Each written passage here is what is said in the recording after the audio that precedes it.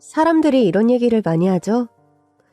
쟤는 대체 부모가 누구길래 저렇게 버릇이 없어? 또는 집에서 부모가 어떻게 가르쳤길래 애가 저렇게 제멋대로야. 집에서 제대로 가르쳐야지. 하는 말이요. 혹시 직접 들어보신 적도 있으세요? 아니면 버릇없는 아이의 모습을 보고 저런 말을 하신 적이 있나요? 우리 부모님 얘기부터 해볼게요. 저는 3남 2녀 중 넷째로 태어났어요. 딸 중엔 막내딸이에요. 동생이 남동생이거든요. 어렸을 적부터 사실 부족함 없이 자랐어요. 군인 중에서도 높은 계급이셨던 아버지 밑에서 엄하게 자랐죠. 어른을 보면 어떻게 하라고? 안녕하세요. 옳지. 그리고 헤어질 땐 안녕히 계세요. 또는 안녕히 가세요. 이렇게 해야 해. 그래. 그렇게 인사 잘해야 해. 어른을 보면 먼저 인사하는 거야. 그게 예의인 거야. 알았지? 네. 어렸을 적부터 부모님은 저희 5남매에게 항상 예절교육과 인성교육을 하셨어요. 이 교육은 남들의 시선 때문이 아니라 우리가 바르고 곱게 자라길 원하신 부모님의 마음이었죠. 집에 돈 좀 있다고, 형제가 많은데도 내가 혼자 쓸 수 있는 방이 있다고, 갖고 싶은 걸 다 가질 수 있는 삶이라고 해도 지켜야 할 것은 반드시 지켜야 한다. 모든 친구가 우리처럼 이렇게 형편이 넉넉하지 않을 수도 있어.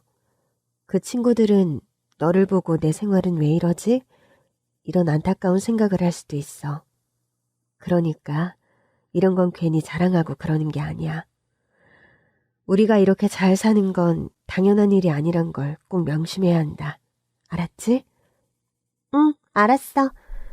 그리고 우리 역시 언제 어떻게 될지 모른다는 것도 기억해야 해. 옳지.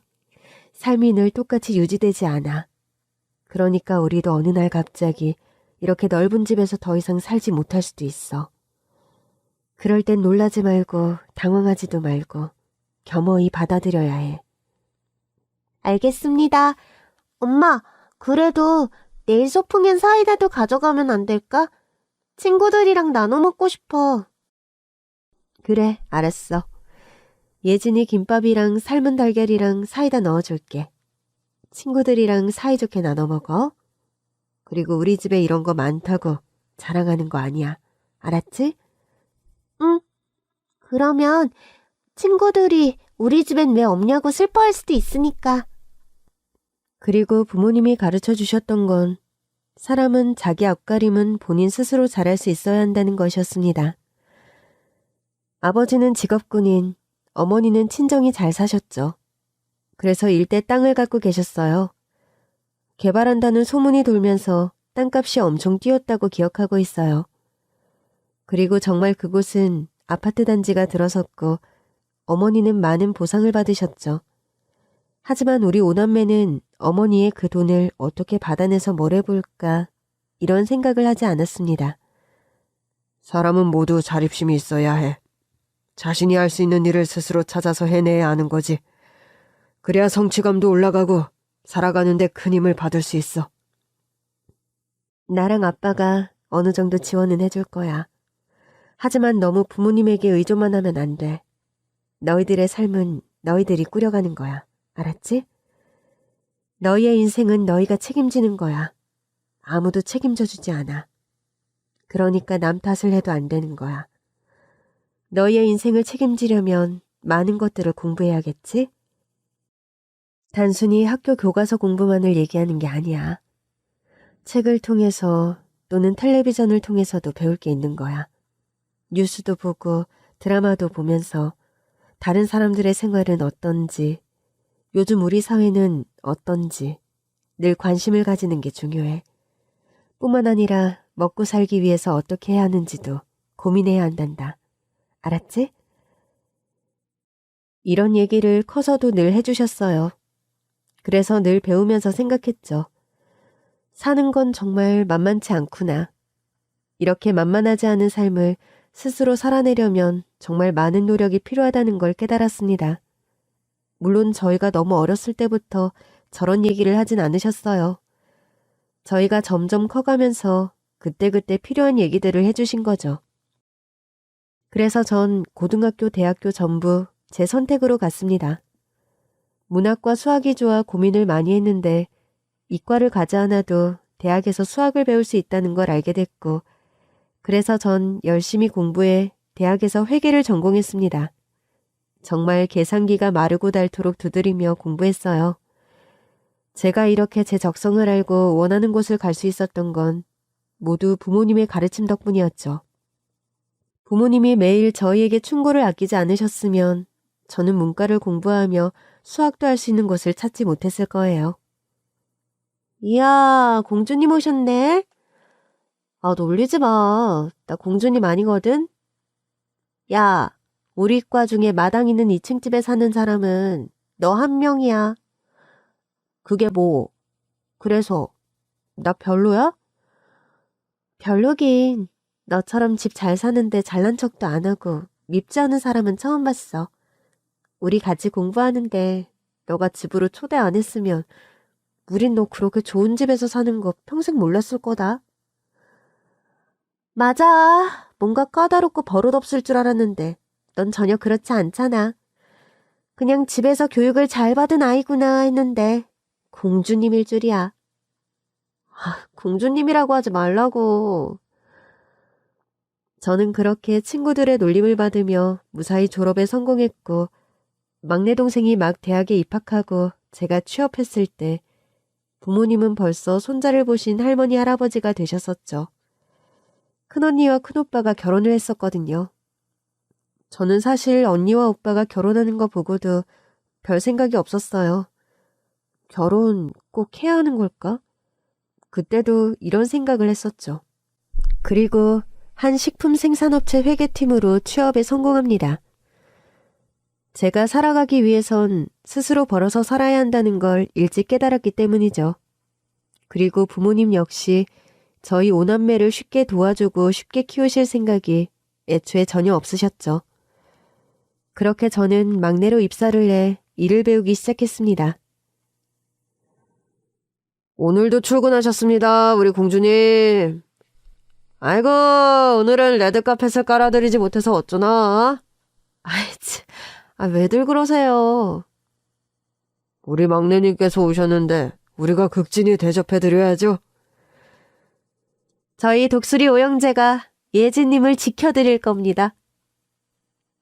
애차 모여! 자리까지 안내해드린다! 실시! 실시! 저 정말 너무 부끄럽습니다. 제가 일했던 부서는 어쩌다 보니 항상 남자 직원이 들어왔고 여자 직원이 입사한 건 제가 처음이었다고 했어요. 그래서 선배들이 정말 저를 극진히 모셨습니다. 글을 쓰고 있는 지금도 그때 생각을 하니 황송하기 그지없네요. 선배님, 이것 좀 봐주세요. 여기 지난달 지출이 뭐가 안 맞는데 못 찾겠어요. 우리 공주님이 원하는 건 무엇이든 해줘야 하는 게 인지상정? 어디 봅시다.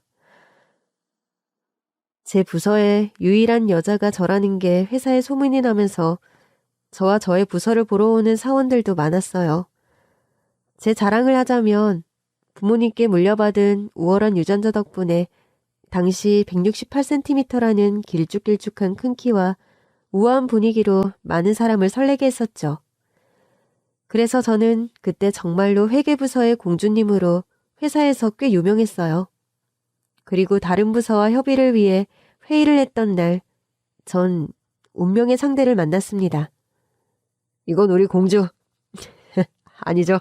예진 씨와 상엽 씨가 함께 맡아서 해주세요. 네, 알겠습니다. 네, 그렇게 하시죠. 결혼에 관심이 없으니 연애에는 더더욱 관심이 없었죠. 그런데 그때 상엽 씨를 보자마자 심장이 벌렁거리고 눈알이 튀어나올 것 같은 경험을 했어요.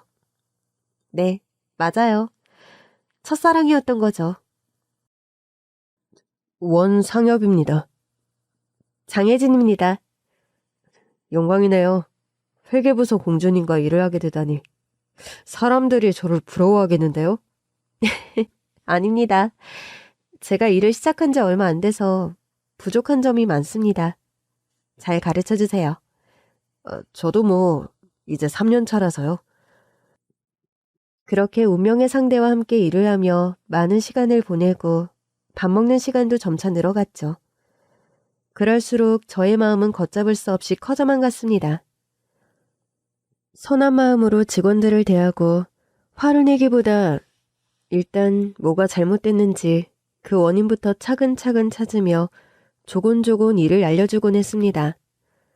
차분하고 착한 심성인데 제가 어떻게 안 반할 수 있겠어요? 공주, 우린 평생 왕자가 아닌 공주 옆에 기사로 살아야 하나? 에이, 또 왜 그러세요? 맞아, 공주는 요즘 새로운 왕자를 찾은 것 같아. 우린 그냥 난쟁이인 거지? 그러게, 너는 진짜 키도 작아서 난쟁이 같다. 뭐? 말 다 했냐? 우리 아름다운 공주님을 어떻게 극진히 모셔야 마음이 다시 우리에게 돌아올까? 그날만을 기다려요. 아, 진짜 왜들 그러세요? 제가 어디 가나요? 저는 계속 회계부서 막내인걸요? 하지만 저의 이런 마음은 얼마 가지 못했습니다. 제가 운명의 상대인 상엽 씨를 좋아하는 게 티가 많이 났나 봐요. 예진 씨, 나 좋아요? 네. 너무 물어보자마자 대답했나? 제가 어떻게 좋아요? 그러니까 일도 잘 알려주시고 제가 실수한 부분에 대해서도 화내기보단 왜 잘못된 건지 차분히 다 알려주시고 하시니까 그래요? 우리 잠깐 산책할래요? 네, 좋아요. 저는 부모님과 산 시간보다 혼자 산 시간이 더 길어요. 부모님 두 분은 시골에서 농사를 지으셨는데 갑자기 쏟아지는 장맛비에 논이랑 밭이랑 보러 나가셨다가 물에 휩쓸려 돌아가셨어요. 그래서 저는 이모님이 키워주셨죠. 저도 예진 씨가 어떤 집안에서 태어나고 자랐는지 대충은 알아요. 사실 그냥 예쁜 외동딸인가 보다 생각도 했었는데 열심히 일하는 모습이나 집이 잘 산다고 거들먹거리는 모습도 없이 열심히여서 참 좋은 사람이라고 생각했죠. 그런데 어른들 생각은 어떨까요?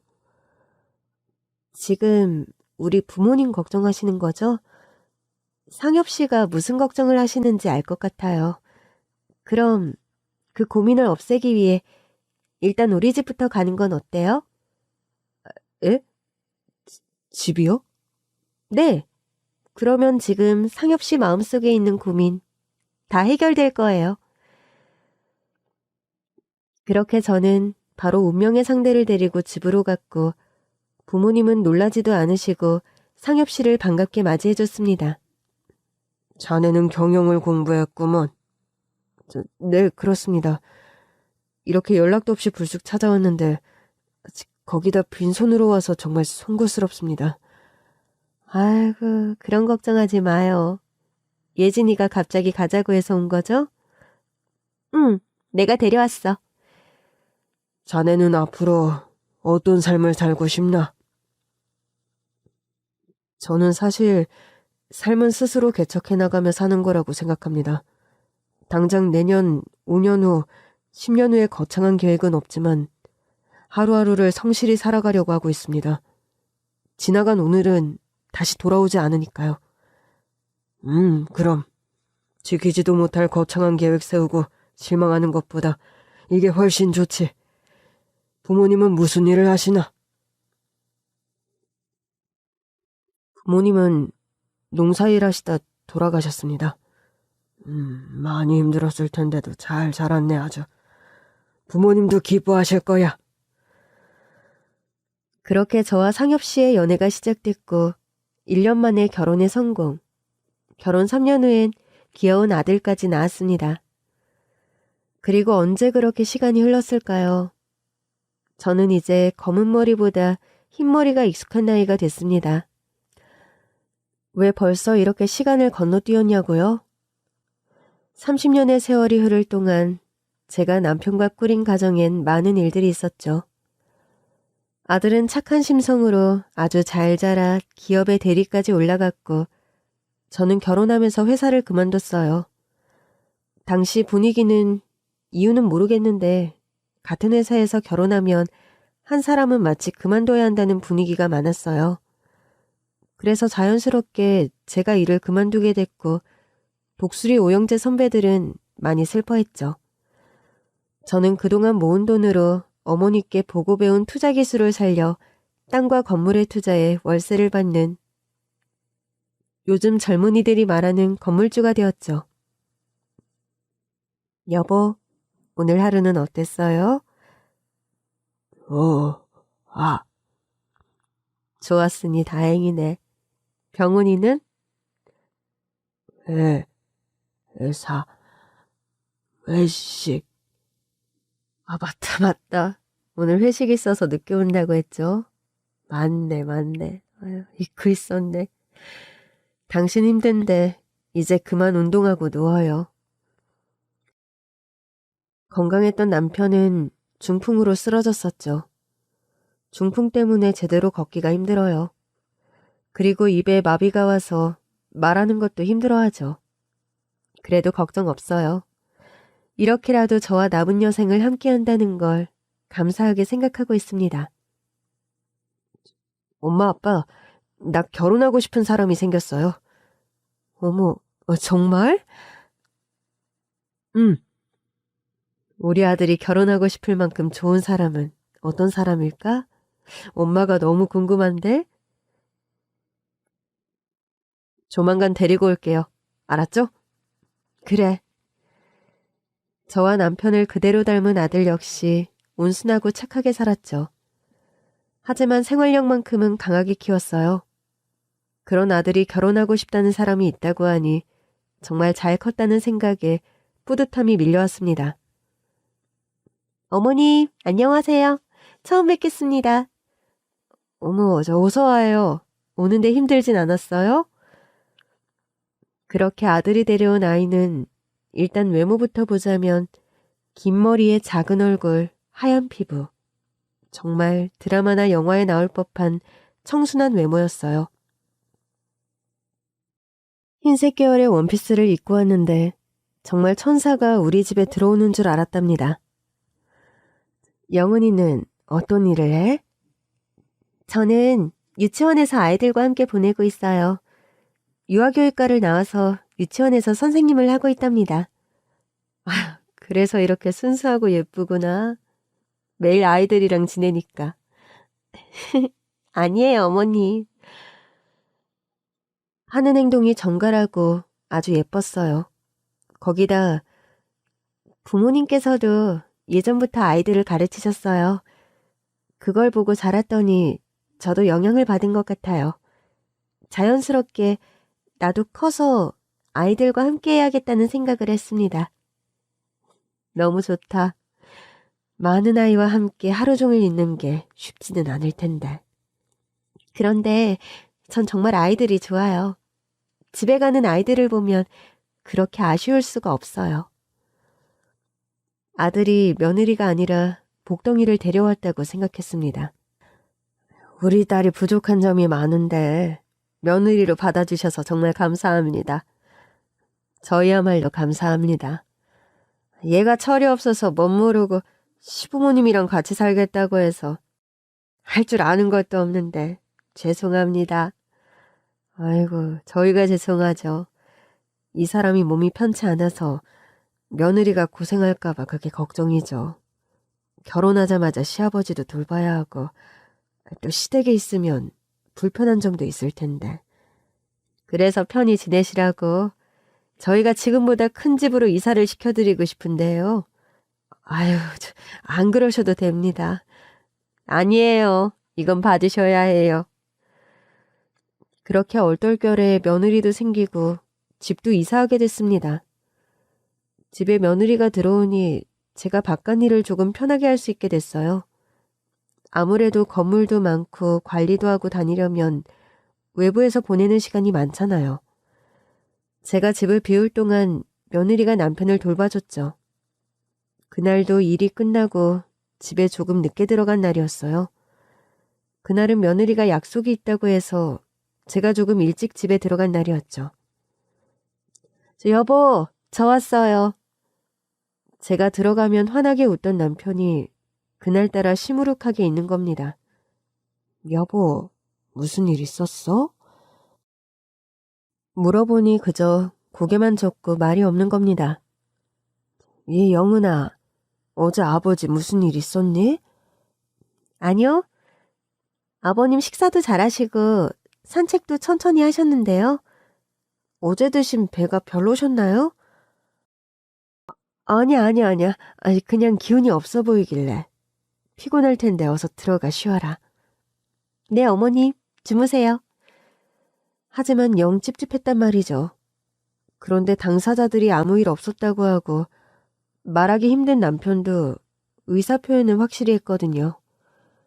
저렇게 말 안 하는 거 보니 그냥 기분이 별로였나 생각했습니다. 하지만 사람 촉이란 게 있잖아요. 외출을 줄이면서 일단 지켜보기로 했습니다.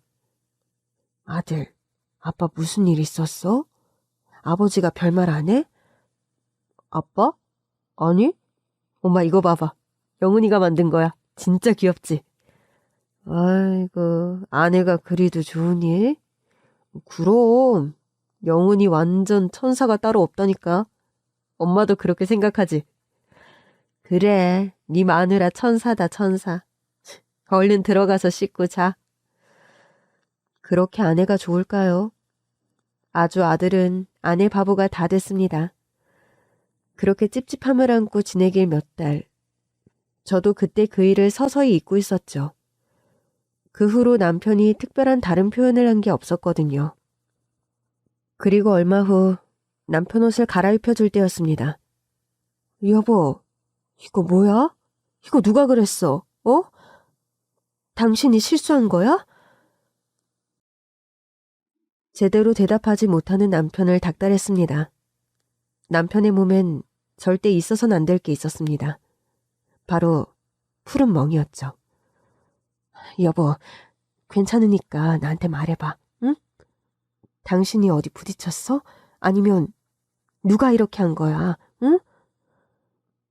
그러자 남편은 말은 못하고 눈물만 흘리는 겁니다. 당신한테 화내는 거 아니야. 이거 당신이 어디 넘어져서 이렇게 된 거 아니지? 그치? 그러니까 천천히 누가 이랬는지 나한테 얘기해야 해. 그래야 당신 또 이런 일 안 생겨. 그러자 남편이 팔을 들어 본인의 휴대전화를 꺼내더니 저에게 보여줬습니다. 사진?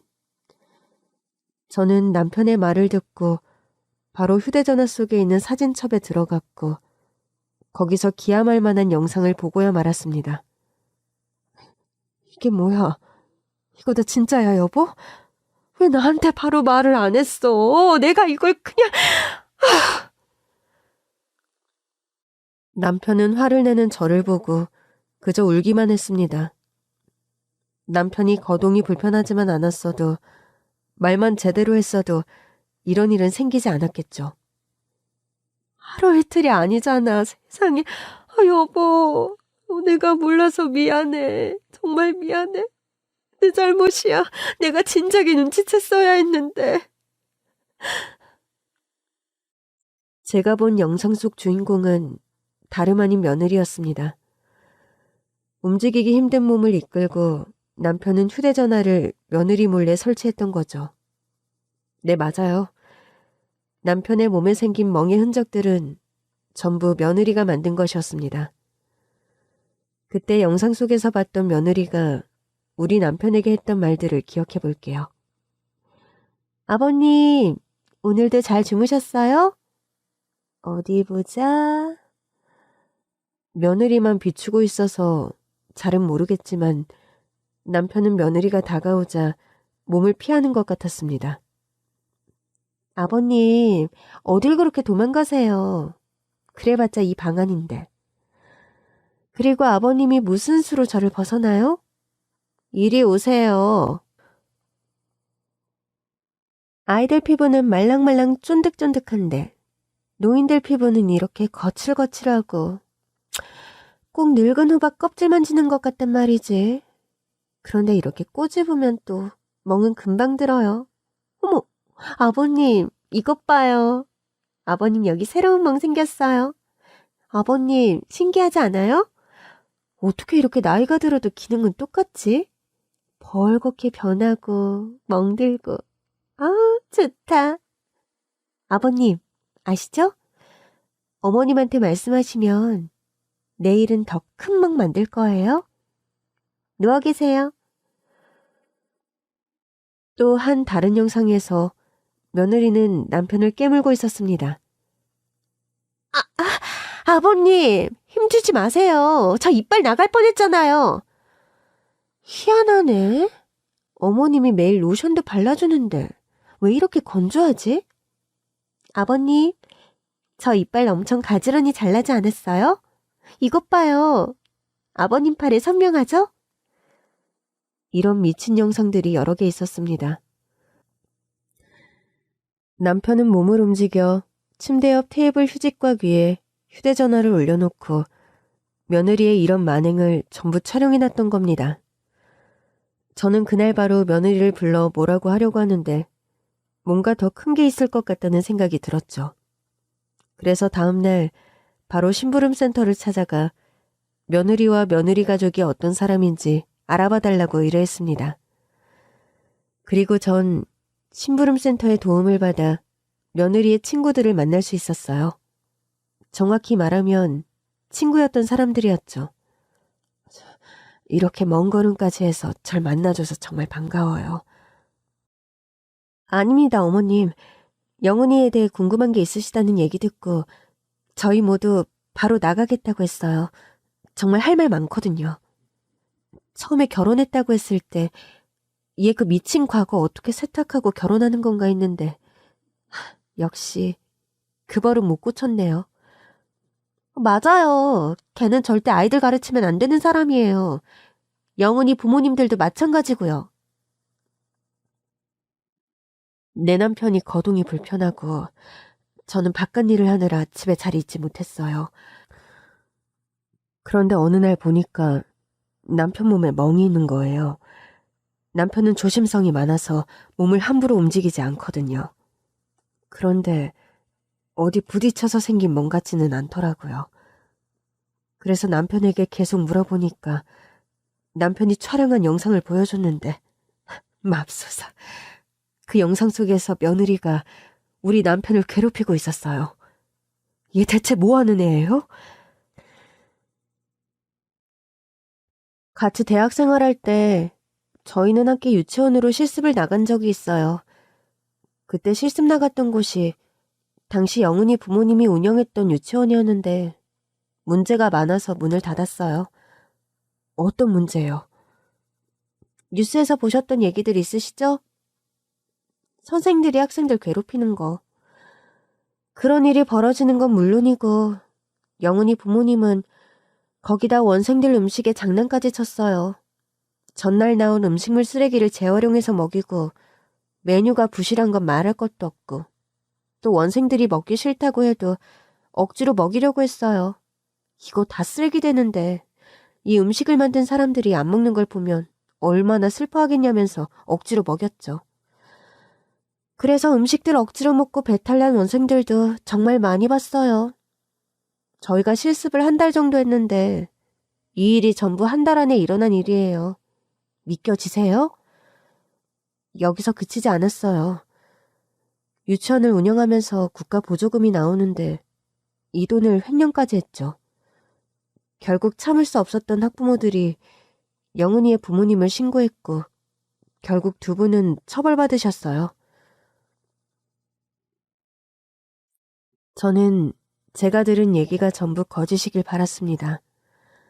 그렇게 교양 있고 우아했던 사돈이 이런 일을 저지른 사람이었다니. 저희는 청첩장만 받고 식은 안 갔어요.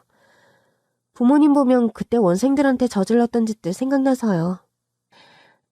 아마 결혼한 시기로 봤을 때 처벌을 다 받고 나오신 뒤에 상견례하고 그리고 시골린 것 같아요. 그런 부모 밑에서 자란 며느리는 뭘 보고 배웠겠습니까? 그럼 영은이는 왜 그렇게 사람을 괴롭히는 거예요? 걔 그거 병이에요. 진짜 병이지? 맞아. 치료 필요한 병인데 본인은 그냥 스트레스 푸는 거라고 아무렇지도 않게 얘기해요. 스트레스를 푸는 거라고요? 사람을 괴롭히는 게? 네. 놀랍게도 영은이 본인 입으로 그랬어요. 그 뒤로 저희는 영은이하고 연락하지 않아요. 너무 끔찍하거든요. 영은이는 어렸을 적부터 사람 괴롭히는 걸로 희열을 느낀다고 해야 하나? 뭐 그런 게 있었어요. 자신보다 약한 사람만 보면 물어뜯고 꼬집고 때리고 그랬죠. 그리고 상대방이 아파하는 걸 보고 좋아했어요. 처음엔 그냥 웃긴 애라고 생각했는데 갈수록 그게 심해져서 대학과 동기들과 선배들, 후배들은 모두 영은이를 피해 다녔어요. 자꾸 사람들을 그렇게 못살게 괴롭히니까요. 선배들이 그건 해선 안 되는 행동이고 너는 치료가 필요해 보인다고 얘기까지 했는데 듣질 않았죠. 그래도 사람들이 본인을 다 싫어하니까 눈치는 보더라고요. 그 대신 학교에 다니는 길냥이들을 괴롭히기 시작했죠. 동물을 괴롭혔다고요? 네, 그래서 학교에서 진짜 쫓겨날 뻔했어요. 우리 과뿐만 아니라 다른 과 학생들까지 난리였으니까요. 사람들이 보고 있는데도 고양이를 괴롭혔어요. 그리고 하지 말라고 말리니까 그걸 즐겼죠. 진짜 미친 사람이에요, 영은이. 그런데 어머님께서 자리를 비우시고 집에 아버님과 둘만 남았으니 영은이 입장에선 정말 천국이 따로 없었겠죠. 어머님, 절대 집에 아버님과 영은이 단둘이 있게 하지 마세요. 걔 더한 짓 하고도 남아요. 실습 때 원생들도 그렇게 괴롭혀서 부모님들 찾아오고 난리도 아니었어요. 그래서 영은이는 실습 중단하고 아마 졸업도 못했을걸요? 그런데 어떻게 유치원에 취직했는지 모르겠어요. 그 기록이 다 남아있을 텐데. 그런데 그 유치원에서도 원생 꼬집고 멍들게 하고 괴롭혀서 쫓겨났다고 들었어요. 부모님들이 가만히 있을 리가 없잖아요. 주변에 지켜보는 사람이 그렇게 많은데도 눈치도 안 보고 원생들 괴롭혔는데 혼자 계시는 아버님은 얼마나 쉽겠어요? 영은이 입장에서요. 아버님이 아프시다는 얘기를 듣고 그걸 노려서 분가하지 않고 어머님하고 같이 살겠다고 했을 수도 있어요. 이런 기회 놓치지 않으려니까요. 오늘 나와줘서 정말 고마워요. 여러분들 아니었으면 저 정말 죽을 때까지 이런 것 전혀 모르고 살았을 거예요. 혹시 아드님, 그러니까 영은이 남편도 이 얘기를 알아요? 모르겠어요. 오늘 가서 얘기해봐야 할 것 같네요. 바쁜 사람들 오래 붙잡고 있어서 미안해요. 이 은혜를 어찌 갚아야 할지 모르겠어요. 무슨 말씀이세요? 그저 저희는 아버님께 아무 일도 안 생기길 바랄 뿐이에요. 그렇게 며느리의 친구들과 헤어진 저는 미친 듯이 빨리 집으로 들어왔습니다. 무슨 일인지 집에 며느리는 없고 남편과 아들만 있더군요. 저는 바로 남편 방으로 들어가 휴대전화를 열었습니다. 그리고 사진첩에 들어가 보니 세상에 그 증거 영상들이 싹 사라진 겁니다. 여보, 여기 있던 영상들 다 어디 갔어? 어? 엄마, 그만해. 뭘 그만하라는 거야? 뭐야? 너 다 알고 있었어? 어? 다 알고 있었으면서도 가만히 있었던 거야? 엄마, 영은이 불쌍한 애야. 불쌍하긴 뭐가 불쌍해? 사리분별도 못하는 인간아! 영은이는 그냥 아빠한테 애정 표현을 한 거야. 어떤 사람이 애정 표현을 그딴 식으로 해? 영은이 어렸을 때 부모님이 바빠서 사랑을 제대로 못 받고 자랐어. 저는 아들이 저런 말도 안 되는 소리를 언제까지 들어줘야 하는지 일단 참고 기다렸습니다.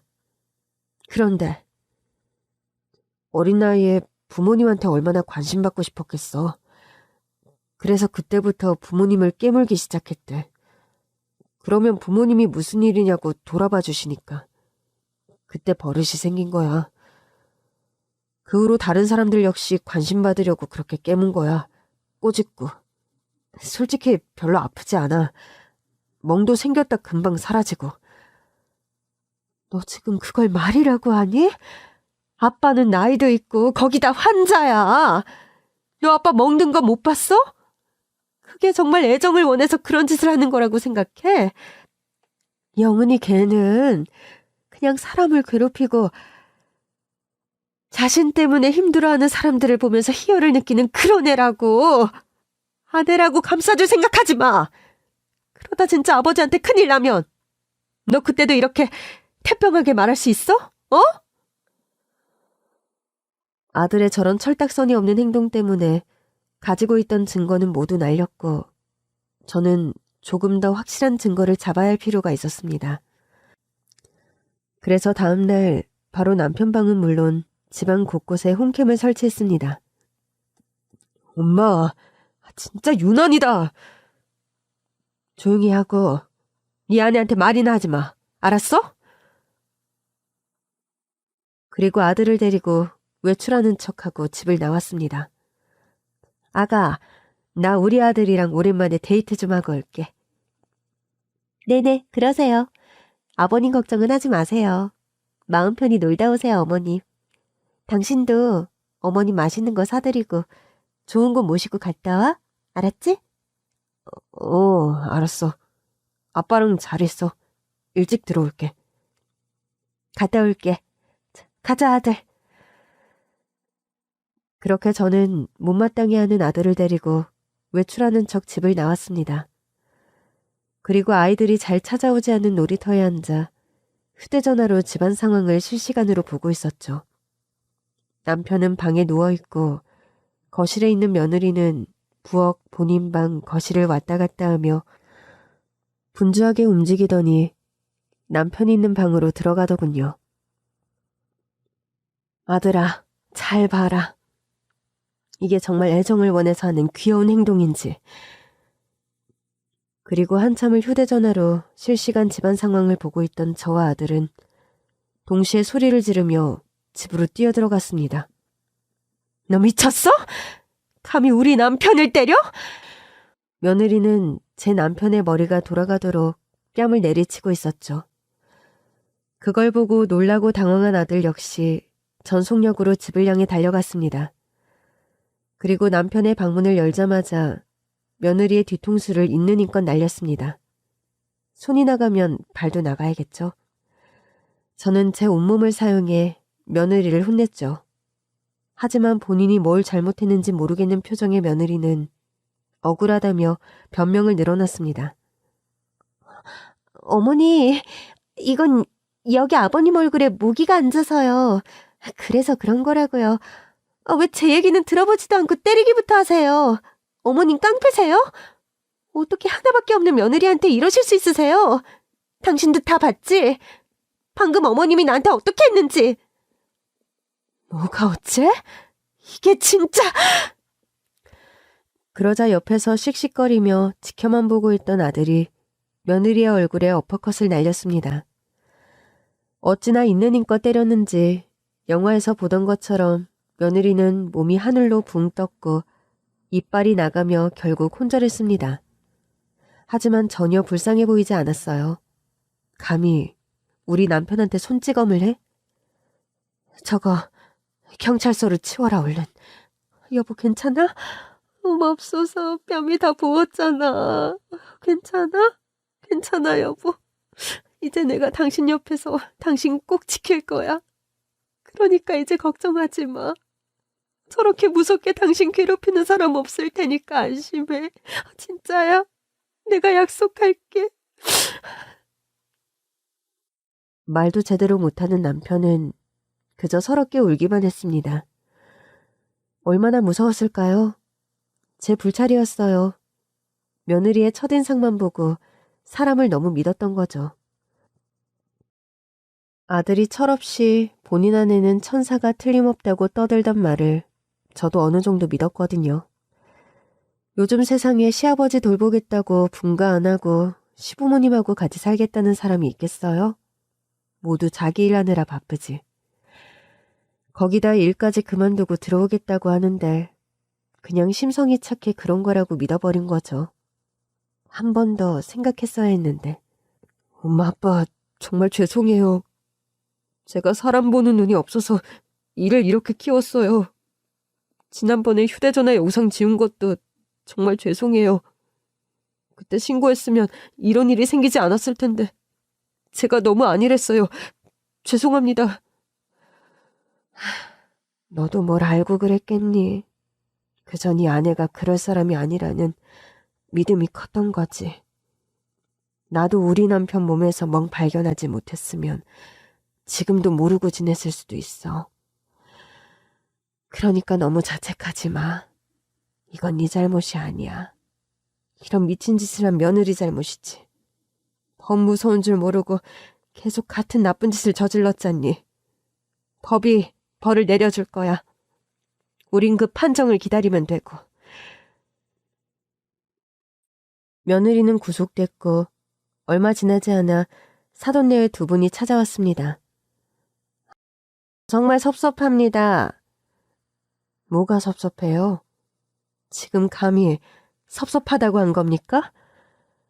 우리 딸이 무슨 그렇게 큰 잘못을 했다고 구속까지 가야 하는 겁니까? 전에 우리 사위한테도 말했지만 그건 그냥 애정 표현이에요. 그게 조금 과격해서 그렇게 정말 사람을 괴롭히려고 아니면 무슨 가학심이 들어서 그런 게 아니라니까요. 한숨이 나왔습니다. 대체 우리 아들은 얼마나 순진하면 저 말을 그대로 믿고 와서 저에게도 해준 걸까요? 잘 들으세요. 저희는 이미 그쪽 따님이 우리 남편을 괴롭힌 정황과 증거를 모두 갖고 있어요. 얘기 들어보니까 유치원에서 쫓겨나고 실습도 못 맞춰서 졸업도 제대로 못했다던데. 그럼 진짜 문제 있는 거 아닌가요? 사람들이 따님의 행동을 애정이라고 생각했으면 지금까지 그런 일은 생기지 않았겠죠. 원생들은 선생님의 애정 표현이 좋다고 부모님께 말했을 거고 실습도 무사히 마쳤겠죠. 그런데 왜 다 못한 거죠? 따님이 대학 다니면서 무슨 짓을 했는지는 알고 있어요? 그거 증인도 있고 증거도 다 있는데 어디 한번 해볼까요?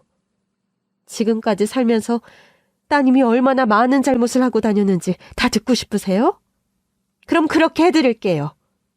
지금 우리가 포용력이 없고 옹졸해서 그깟 애정 표현 하나 못 받아들인다고 쉽게 생각하시는 것 같은데 그게 정말 애정 표현인지 죄를 지은 건지 눈앞에서 확실하게 보여드린다고요. 제가 없는 시간 동안 시달렸을 남편이 생각나 눈물이 났지만 꾹 참았습니다. 이런 자리에서 우는 건 하수라고 생각하거든요. 사돈의 생각은 잘 들었고요. 저희도 그냥 물러서지 않을 거예요. 분명히 이건 당신들이 과민 반응을 하는 거라고요. 그래서 사돈이 하는 유치원은 왜 망했는데요? 그냥 교육사업 한다길래 그런가 보다 했는데 알고 보니 유치원을 하셨던데. 그리고 두 분 역시 법의 심판을 받으셨고 이것도 집안 내력인가 보지? 당신 말 다 했어? 아니, 아직 남았어. 똑똑히 다 듣고 가. 그렇게 범죄 저지르고 안 들킬 거라는 그런 생각부터 버려. 이미 죗값을 치렀으면서 그런 것도 몰라? 깨달은 게 없어? 부디 이번에는 당신 가족들이 깨닫길 바랄게. 나가시는 길은 여기예요. 멀리 안 나갈게요. 부디 조심히 돌아가세요. 남편은 그때의 충격으로 한동안 먹지도 자지도 못했어요. 저도 당분간 건물들 관리는 잠시 미뤄두고 남편 몸조리에 시간을 다 썼죠.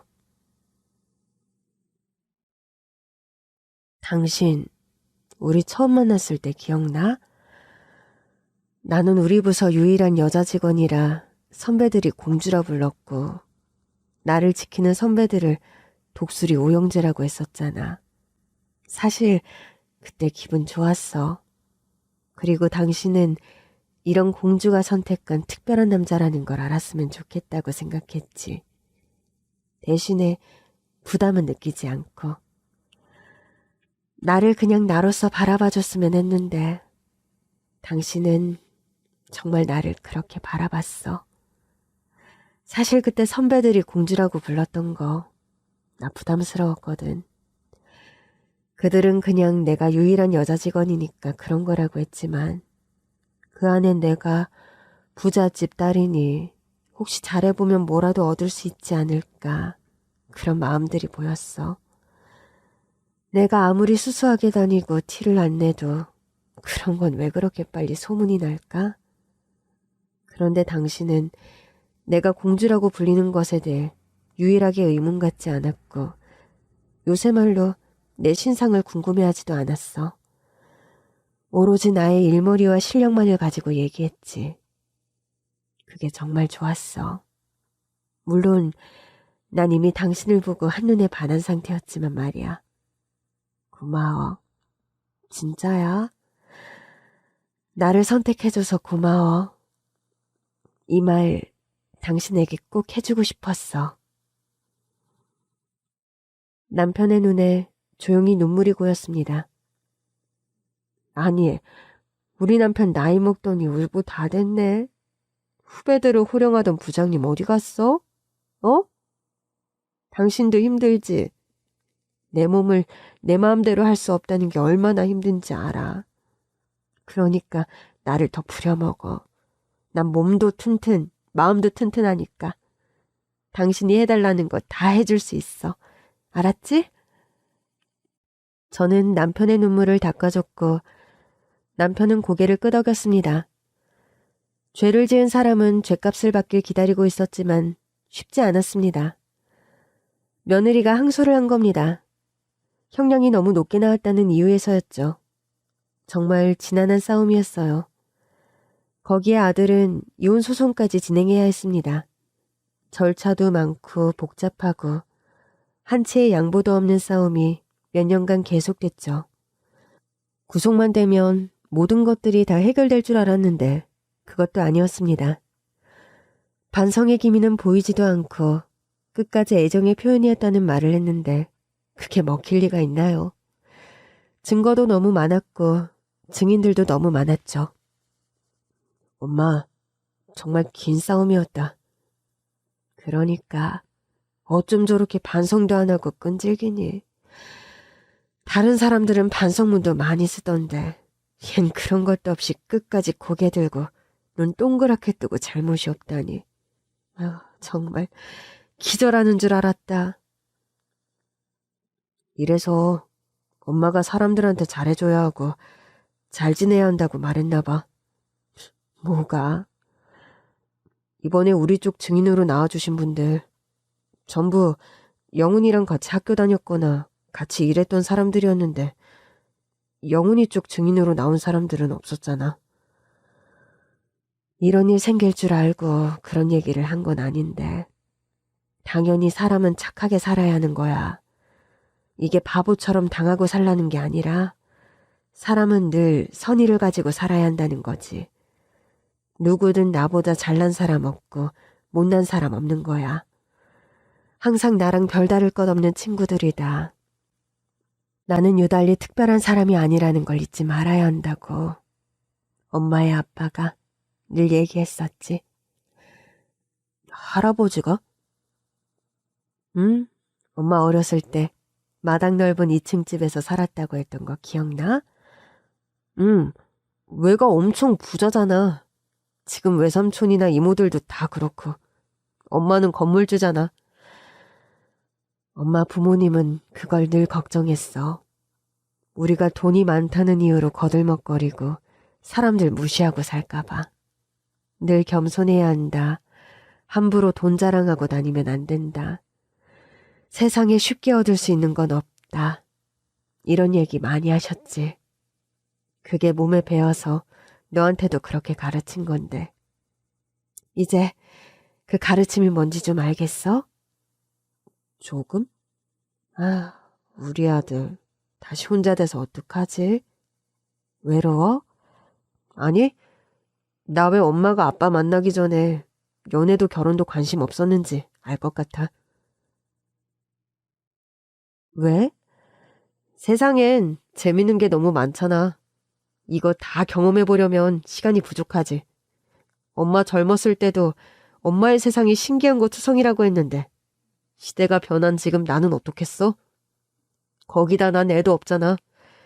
돌싱된 거 별로 신경 안 써. 그 과정들이 좀 문제가 많아서 그렇지.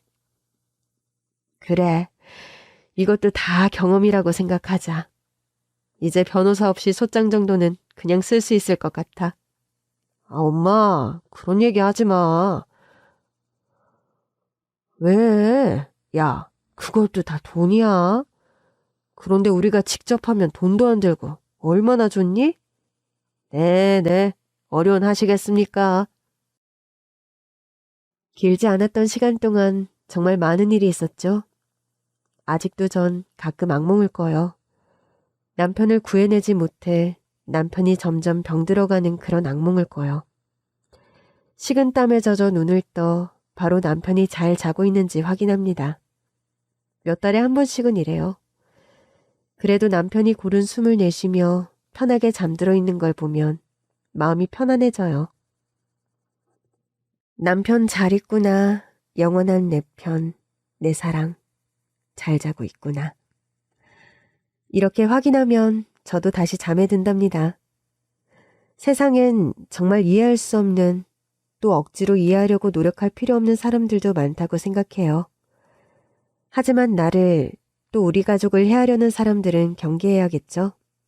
좋은 게 좋은 거라고 생각하며 산 저도 정말 너무 놀랄 일이었어요. 또 반대로 생각하면 좋은 사람을 알게 됐습니다. 어머님! 수연 씨, 어서 와요. 제가 늦었나요? 아니에요. 어서 들어와요. 전 며느리의 친구와 친구가 됐답니다. 정말 사람이냐 모르는 거죠? 이리로 와요. 여기가 우리 남편 방이에요. 아버님, 안녕하세요. 최수연이라고 합니다. 남편은 환한 얼굴로 수연 씨를 맞이해줬죠. 이런 흰머리 할머니와 친구를 해줘서 얼마나 영광인지 몰라요. 저와 수연 씨는 한 달에 한 번, 어떨 땐 두 달에 한 번 만나 즐거운 얘기를 나누고 헤어져요. 젊은 사람과 있으니까 저도 젊어지는 느낌이라 좋습니다. 늙은이하고 놀아줘서 고마워요. 무슨 말씀을 하세요? 저도 이렇게 어머님 또래의 분들을 만날 기회가 쉽지 않은데 어머님 얘기 듣는 거 정말 즐거워요. 우리 다음엔 맛있는 것도 먹어요. 좋아요. 조심히 들어가요. 오늘은 멀리 못 나가요?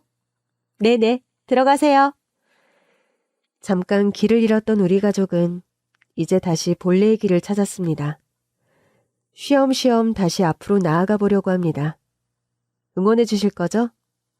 지금까지 저의 얘기를 들어주셔서 정말 감사합니다. 안녕히 계세요.